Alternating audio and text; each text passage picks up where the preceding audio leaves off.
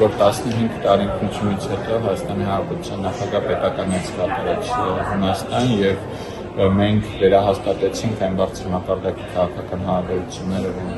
ավանդաբար ունենք Հունաստանի հետ եւ նաեւ քննարկեցինք հնարավորությունները բարձրացնելու հարաբերությունների մակարդակը քաղաքական Հայաստանի եւ Հունաստանի միջեւ։ Իհարկե դրան հավելում են պիտի նշեմ, որ մեր օրակարգում կարևոր դեր է խաղում նաեւ տնտեսական հնարավորությունների մասին քննարկումները, որ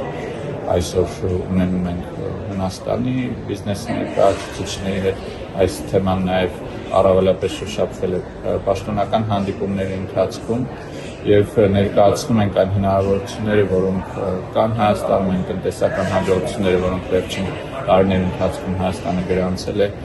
այն ծրագրերը, որոնց խթանում են կառավարությունը տնտեսության թիրախային ոլորտներում ներդրումներ իրականացնելու համար եւ վստահաբար նաեւ հաղորդակցությունների թեման է մեր օրակարգում եղել, որովհետեւ օգոստոսի 8-ից հետո ընտրված խաղաղության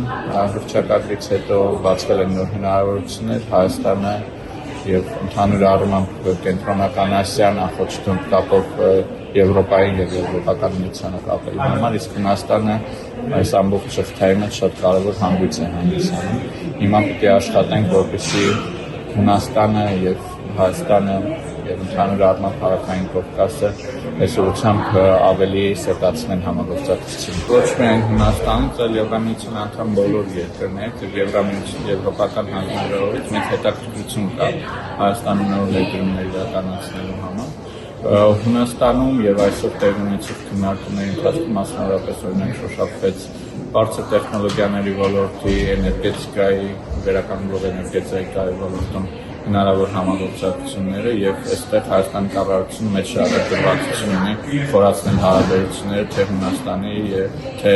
Եվրոպական միության